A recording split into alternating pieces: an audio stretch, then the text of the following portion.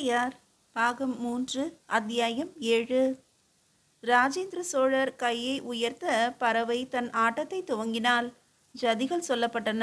உடம்பு துள்ளி துவண்டு எல்லா பக்கமும் அசைந்து பின்னலும் நகைகளும் நாலா பக்கமும் அலைய பறவை ஆடியது மிக அற்புதமாக இருந்தது. வீணை ஆதிச்சர் ஒரு ஓரமாக அமர்ந்து வீணையில் ஜதி சொல்ல, தாளம் கூட்ட, மத்தளம் முழங்க, குழல் இசைக்கப்பட மிக அற்புதமாக தன் திறமை அத்தனையும் காட்டி பறவை ஆடினாள். தொலைவில் அமர்ந்து பார்த்து கொண்டிருந்த ராஜராஜி திகைத்தாள். அட, நான் எல்லாம் கற்றுக்கொண்டு என்ன பயன்? தளிச்சேரி பெண் இந்த ஆட்டமல்லவா ஆட வேண்டும். இப்படி நான் தொடர்ந்து ஆடாமல் போனேனே. சொல்லிக் கொடுத்தார்கள், ஆனால் பேசி பேசி உட்கார்ந்து விட்டேன் என்று சற்று தடினமான தன் உடம்பு பார்த்து வெட்கப்பட்டாள். பறவை நிறுத்தி வியர்வை அடங்க திரை ஓலைக்கு ஓரத்திற்கு போனாலும் இன்னும் 6 தேவரடியார்கள் வந்து நின்று தங்களுடைய ஜதி சொல்லி ஆடத் துவங்கினார்கள். அவர்கள் சட்டென்று ஒதுங்கிக் கொள்ள வேடனும் வேடுவச்சியுமாக 2 பேர் உள்ளே நுழைந்து பெரிய குதியாட்டம் போட்டார்கள். அந்த குதியாட்டத்துக்கு மறவர்களிடையே வரவேற்பு இருந்தது. 2 பக்க ஓரமும் நின்று கொண்டிருந்த மறவர்கள் கைத்தட்டி ஆர்ப்பரித்தார்கள்.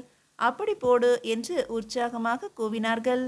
பறவை உடை மாற்றி கொண்டு அர்ஜுனனாக அங்கு வந்து சேர்ந்தாள். அர்ஜுனன் தபஸ் அங்கு ஆடப்பட்டது. சிவனாகவும் பார்வதியாகவும் வேடமிட்டு 2 தளிச்சேரி பெண்டுகள் உள்ளே வர சபை கைகூப்பி வணங்கிற்று. வேடுவனும் வேடுவச்சியும் சிவனை வணங்கி தங்கள் கானகத்துக்கு வந்ததற்கு சந்தோஷப்பட்டார்கள். இங்கு அர்ஜுனன் வந்திருக்கிறானா என்று விசாரித்து சிவபெருமான் முன்னே போக, அங்கே அர்ஜுனன், அதாவது பறவை நாச்சியார் வேட்டையாடுவதற்கு ஒன்றுமே கிடைக்கவில்லையே என்று தேட, சிவபெருமானும் பார்வதியும் வேடுவனும் வேடுவச்சியும் சற்று உயரத்தில் இருக்க அங்கு பெரும் பன்றி உருமல் கேட்டது.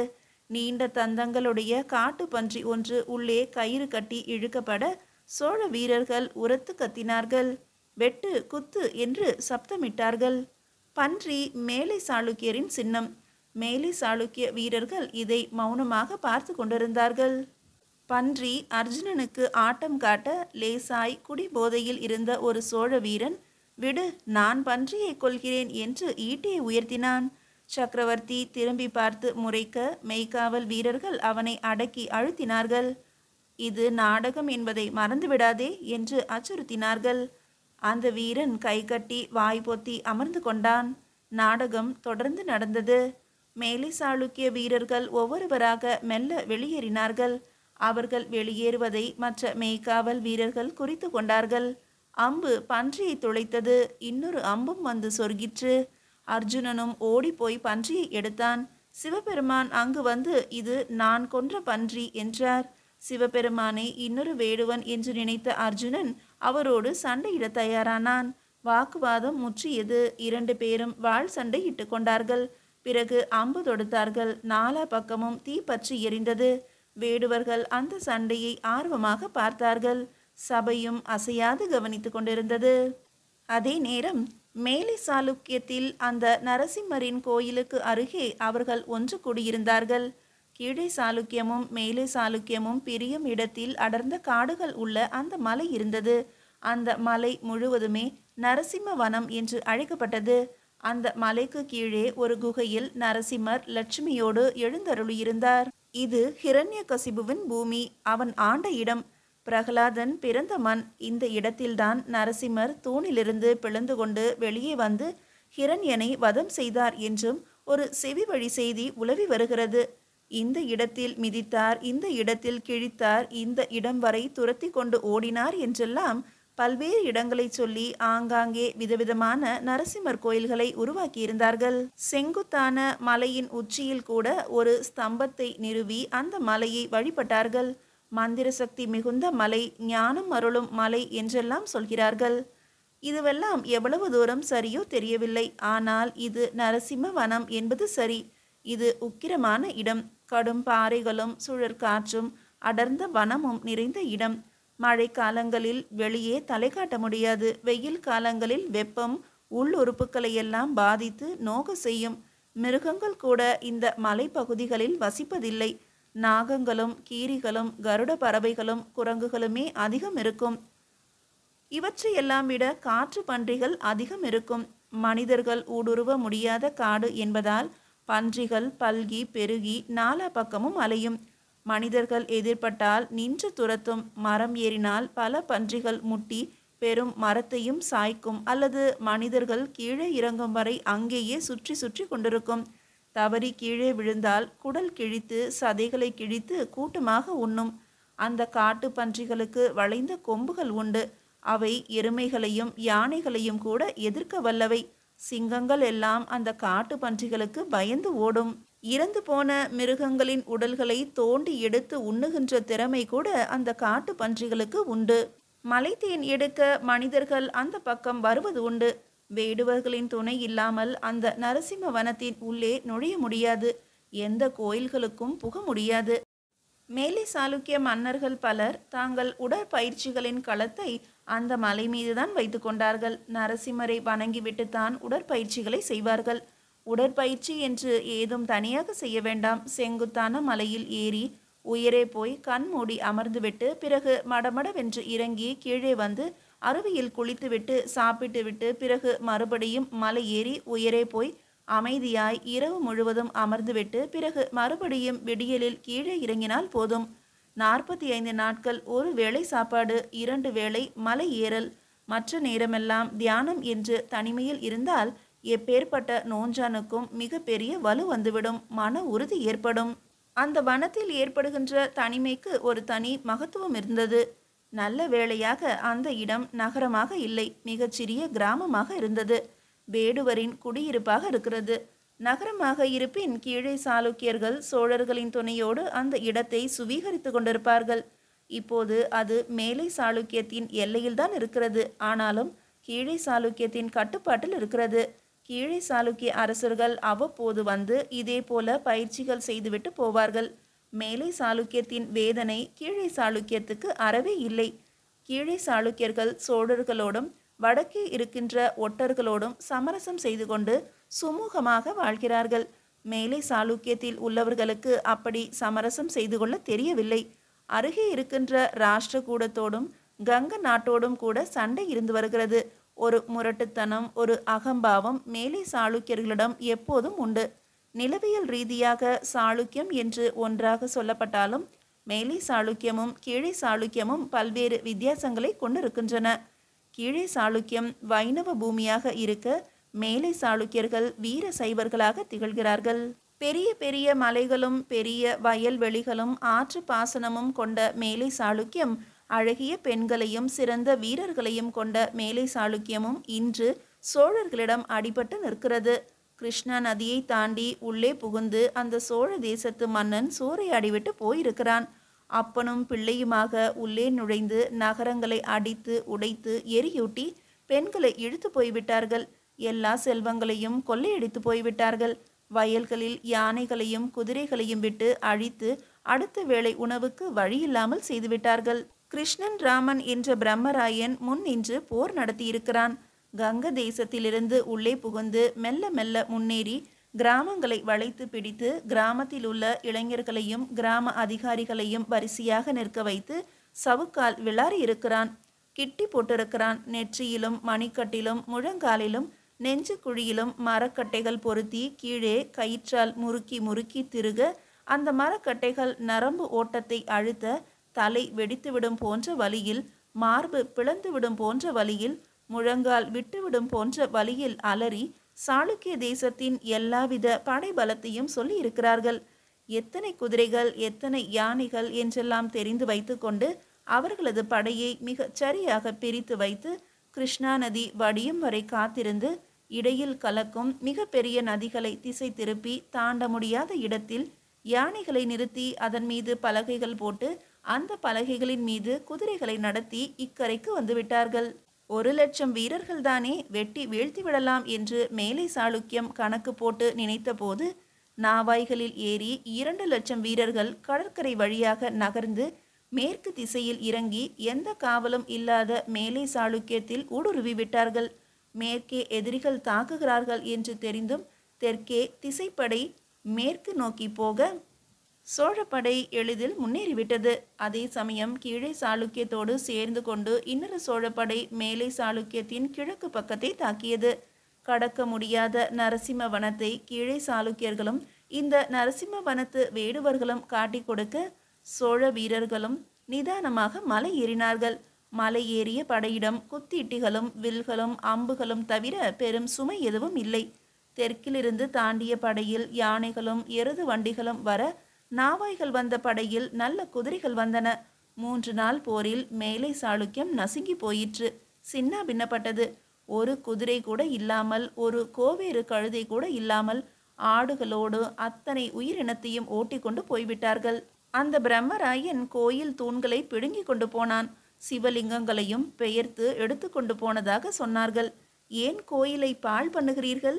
எதற்கு தெய்வங்களை பெயர்த்து எடுத்து கொண்டு போகிறீர்கள் என்று ஊர் பெரியவர்கள் கேட்டதற்கு, நாங்கள் கும்பிடத்தான் என்று சொன்னார்களாம். வேண்டுமென்றால் அங்கே வந்து வழிபட்டு கொள்ளுங்கள் என்று திமினாக பேசினார்களாம். வயதான பெரியவர்களை விட்டுவிட்டு இளைஞர்களை கயிறு கட்டி கழுத்தில் வளையம் போட்டு சங்கிலி கட்டி சோழ தேசம் வரை நடத்தி அழைத்து போயிருக்கிறார்கள். அங்கு கூலி வேலை செய்வதற்காக என்று கூட்டி போயிருக்கிறார்கள். போருக்கு போன கணவன் திரும்பி வரவில்லை. இருக்கிறானா இறந்தானா என்று தெரியவில்லை. ஊர் பெண்கள் அலைமோதுவதும் ஒரு பண்டிகையும் கொண்டாடாமல் மொத்த சாளுக்கிய தேசமும் இழவு விழுந்த வீடு போல சுருண்டு கிடப்பதும் இயல்பாயின. அந்த சோழன் அடித்து குதறிவிட்டு போய் 5 வருடங்களாயிற்று. சோழனால் அடிபட்டு செத்தவனை விட பட்டினி கிடந்து உண்ண உணவில்லாமல் செத்தவர்கள் அதிகம். காடு வழியே தப்பித்து வந்த சில வீரர்களும் ராஜேந்திர சோழரால் வேண்டுமானால் வெளியே போ என்று விரட்டிய வீரர்களுமாக நரசிம்மவனத்தில் உட்கார்ந்து தாங்கள் சுகமாக வாழ்ந்த நாட்களையும் இப்போது செத்து மடிகின்ற கதையும் பேசி பேசி மருகினார்கள். நாம் படையெடுத்து புண்ணியம் இல்லை, இனி படையெடுப்பு நடத்தும் அளவுக்கு நமக்கு வலிமையும் இல்லை. நாமும் சேரர்களைப் போல இரகசியமாக கடிகைகளை துவக்கி நமது இளைஞர்களுக்கு போர் பயிற்சி அளித்து இரவோடு இரவாக சோழ தேசத்து எல்லை கிராமங்களை சூறையாடிவிட்டு வர வேண்டும். புத்த பிட்சுக்கள் போலவோ அல்லது வட தேசத்து சிவனடியார்கள் போலவோ பைராகிகள் போலவோ வேடமிட்டு கொண்டு சோழ தேசத்தின் நடு மையத்தை ஊடுருவி அங்கு தற்கொலை படையாக மாறி கையில் கிடைத்தவர்களை எல்லாம் வெட்டி சாய்த்துவிட்டு நம் நெஞ்சில் கத்தியை சொருகி கொள்ள வேண்டும். 10-15 பேர் உரக்க கத்தினார்கள். அங்கே வலுவாகவும் பெரியவராகவும் இருந்த சில அரசாங்க அதிகாரிகள் அதை மறுத்தார்கள். அதனால் எந்த மாற்றமும் நிகழ்ந்துவிடப் போவதில்லை என்றார்கள். அதற்கு பதில் கங்க தேசத்து இளைஞர்களையும் ராஷ்டிரகூடர்களையும் அரவணைத்து கொண்டு போய் மெல்ல நம்முடைய தேசத்துக்கு கொண்டு வந்து கடும் பயிற்சி அளித்து மறுபடியும் ஒரு நல்ல சேனையை திரட்டி கங்க தேசத்தில் ஆட்சி செய்து கொண்டிருக்கின்ற சோழ அதிகாரிகளை அடித்து விரட்டிவிட்டு அங்கிருந்து கொல்லாபுரம் வழியாக சோழ தேசத்துக்குள் புக வேண்டும். சேரர்களுக்கும் தூது அனுப்பி அவர்களையும் மேற்கு புறம் தாக்கச் செய்ய வேண்டும். இரகசியமாய் பாண்டியர்களுக்கும் செய்திகள் அனுப்பி அவர்களையும் கலவரத்தில் ஈடுபட செய்ய வேண்டும். இந்த சோழ மன்னன், அவன் பெயர் என்ன? ராஜராஜனா? அவன் மிகப்பெரிய சிவன் கோயில் கட்டி கொண்டிருக்கிறானாம். தினமும் ஆட்டமும் பாட்டமும் கூத்தும் நடக்கிறதாம். எப்பொழுதும் திருவிழாதானாம். குடந்தையிலும் தஞ்சையிலும் குதூகலம் வழிகிறதாம். மரக்காலில் பொன் அளக்கிறானாம். தானியம் தருவது போல மூட்டை கட்டி தருகிறானாம். கூடை கூடையாக வாரி போகிறார்களாம். நம்மிடமிருந்து ஓடிப்போன எருதுகளும் பசுக்களும் கன்றுகளும் வேளாளர்களுக்கும் கருமார்களுக்கும் இலவசமாக வழங்கப்பட்டதாம். மேலை சாளுக்கியத்தின் வாரிசு எங்கே என்று தேடி அவனை அரசனாக நியமித்து படை திரட்டி போர் பயிற்சி கொடுத்து இன்னும் 3 வருடத்துக்குள் சோழ தேசத்தை தாக்க வேண்டும். அவனை கோவிலை முடிக்க ஒட்டாது, கோவில் முடிப்பதற்குள் சிரச்சேதம் செய்ய வேண்டும். வெறும் கலவரங்களினால் எந்த புண்ணியமும் இல்லை. ஒரு படையெடுப்பு என்பதுதான் இதற்கு தீர்வாக அமைய முடியும். ஆட்களை திரட்டுங்கள். கங்க தேசத்திலிருந்தும் பாண்டிய தேசத்திலிருந்தும் ராஷ்டிரகூடத்திலிருந்தும் ஏன் சேரர்களையும் கூட கெஞ்சி கூத்தாடி வரவழையுங்கள். சேர தேசத்து அந்தணர்களை கொண்டு வந்து வில் பயிற்சியும் வேல் பயிற்சியும் கொடுக்க சொல்லுங்கள். கையால் அடித்து தாக்குவதை கற்றுக்கொள்ளுங்கள். பன்றியின் வேகத்தை மூர்க்கத்தை உங்களுக்குள் தேக்கி வைத்து கொள்ளுங்கள். நமக்கு நேரம் வரும்போது அப்போது சோழனை நிச்சயம் அழிப்போம். நரசிம்மவனம் நமது பயிற்சி களமாக திகழட்டும். இங்குள்ள ஒவ்வொருவரும் குறைந்தபட்சம் 300 ஆண்களையாவது கொண்டு வந்து கொடுக்க வேண்டும். மிக பெரிய படை ஒன்றை உருவாக்க வேண்டும். சேர தேசத்து ஆச்சாரியர்கள் புகழுக்கு மயங்குகிறவர்கள் என்று கேள்விப்பட்டிருக்கிறேன். நாம் புகழ்வோம். கொல்லாபுரத்து இளைஞர்கள் உணர்ச்சி வசப்பட்டு திசை திரும்புவார்கள். நாம் உணர்ச்சியை ஊட்டுவோம். சோழம் வாழக்கூடாது, வாழ விடக்கூடாது. மிக பெரிய 7 பனை உயரம் சிவன் கோவிலாம். கருவறை மீது மிக பெரிய விமானமாம். எழுந்து நில், இதுதான் விமானத்தின் உயரம். கீழே இருக்கிறதே ஒரு கருவண்டு, இதுதான் ஒரு யானையின் உயரம். அப்பொழுது கோயில் எவ்வளவு உயரம் என்று உனக்கு புரிகிறதல்லவா? அங்குள்ள வீரர்கள் ஒருவன் பேச வியந்தார்கள். நீ எப்படி தெரிந்து கொண்டாய் என்று கேட்டார்கள். என்னை காஞ்சிபுரத்துக்கு சுமை தூக்க அனுப்பினார்கள். காஞ்சிபுரத்தில்தான் இதற்கான வரைபடங்கள் தயாராகின. மிகச்சிறந்த சிற்பிகள் அங்கு உண்டு. ஒரு இடத்தில் கைலாசநாதர் கோயில் என்கின்ற ஒரு அற்புதமான கற்றல் இருக்கிறது. அந்த கற்கோவிலை ஆதாரமாக வைத்து அதுபோல பன்மடங்கு உயரமாக ஒரு கோயில் எழுப்ப வேண்டும் என்று தீர்மானித்து முதலில் அதை வரைந்து கொண்டு அதை பன்மடங்காக பெருக்கி பல நிலைகளாக்கி இன்னொரு விமானம் வரைந்தார்கள். அந்த விமானம்தான் அற்புதமாக இருக்கிறது என்றும் எல்லோரும் சொல்ல, இப்பொழுது இந்த கோயில் கட்டுகிற குஞ்சரமல்ல பெருந்தச்சனும் அதை ஆமோதிக்க அவைகள் எடுத்து போகப்பட்டிருக்கின்றன. எங்கே என்று மற்றொருவன் கேட்க, சோழ தேசத்தின் தலைநகரான தஞ்சை மாநகரத்துக்கு. ஓ, அப்படியா? தஞ்சை வயல்கள் நிறைந்த நகரமா? குடந்தைக்கும் தஞ்சைக்கும் நடுவே கண்ணுக்கு எட்டிய தூரம் வயல்கள்தான் இருக்கும். காவிரியில் இருந்து பல வாய்க்கால்கள் பிரிந்து கிராமங்களை ஊடறுத்து போகின்றன. திருவையாறு என்ற இடத்தில் காவிரி 5 கிளை நதிகளாக பிரிந்து பூமியை செழிப்பாக்கி கொண்டிருக்கிறது. காவிரி தீரத்து பசுமையே தனி. தென்னைகளும் வாழைகளும் நெற்கதிர்களும் காய்கறி தோட்டங்களும் நந்தவனங்களும் புல்வெளிகளுமாக இருக்கின்றன. 3 முறை 2 உள்ளங்கை குவித்து ஒரு செப்பு காசுக்கு சோறு போடுகிறார்கள். பிறகு உள்ளங்கை நீள கறித்துண்டு கொடுக்கிறார்கள். மொச்சையும் காய்கறியும் கலந்த குழம்பு ஊற்றுகிறார்கள். இன்னொரு செப்பு காசு கொடுத்தால் கோழிக்கறியும் மீன் வதக்கலும் தருகிறார்கள். குடிக்க வெண்ணெய் கலந்த மோர். விடிந்ததும் வேளாளர்கள் கள் குடித்துவிட்டோ அல்லது பழைய நீர் ஆகாரம் சாப்பிட்டு விட்டோ வேலைக்கு போய் விடுவார்கள். மடியில் இனிப்பு கட்டி கொண்டு போய் நடுவே உண்கிறார்கள். பிறகு வெற்றிலை மெல்கிறார்கள். உச்சி வரை வேலை செய்துவிட்டு பிறகு கரை ஏறி ஆற்றினில் ஊரணியில் கால்வாயில் நன்றாக குளித்துவிட்டு சோற்றுக்கடை நோக்கி நடக்கிறார்கள். நான் சொன்னபடி சோறு சாப்பிடுகிறார்கள். பிறகு வெற்றிலை போட்டு மர நிழலிலோ சத்திரத்து திண்ணையிலோ கோயில் மண்டபங்களிலோ கால் நீட்டி இளைப்பாறுகிறார்கள். வெயில் தாழ்ந்ததும் மறுபடியும் தலைப்பாகை கட்டிக்கொண்டு மேற்பார்வை பார்க்கிறார்கள். சிறு சிறு வேலைகள் செய்கிறார்கள். இருட்டுவதற்கு முன்பு வீட்டிற்கு போய்விடுவார்கள். தினமும் கூத்துகள், பாடல்கள், கவிதைகள் என்று ஏதேனும் நடைபெற்று கொண்டே இருக்கின்றன. எல்லா வேளாள பெண்களும் நகைகள் போட்டுக்கொண்டு நல்ல புடவைகள் உடுத்தி கொண்டு இருக்கிறார்கள். இப்படித்தானடா நாமும் வாழ்ந்து வந்தோம். ஒரு செப்பு காசுக்கு 3 உள்ளங்கைகள் அளவுக்கு சோறு போடுவான் என்று சொல்கிறாயே, இலவசமாக அல்லவா இந்த தேசத்தில் சோறு தின்று கொண்டிருந்தார்கள்? ஒரு செப்பு காசுக்கு விருந்தே அல்லவா நடக்கும்? ஆனால் அது பழங்கதை. அதை பேசி புண்ணியமில்லை. மறுபடியும் அந்த சுபிட்சம் வர வேண்டும் என்றால் நாம் வாள் எடுத்துதான் ஆக வேண்டும்.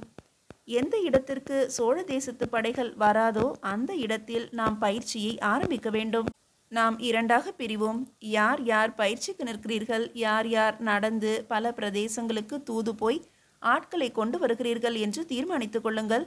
அவர்கள் நெடுநேரம் பேசி விவாதம் செய்து 2ஆக பிரிந்தார்கள். அந்த பேச்சு முடிந்த 15 நாட்கள் கழித்து சேர தேசத்து எல்லையில் கடிகை அமைத்து பரதவர்களோடு பரதவர்களாக வாழ்ந்து வந்த அந்தணர்களை ஒரு சாளுக்கிய அதிகாரி சந்தித்தான். வணங்கி விஷயம் சொன்னான்.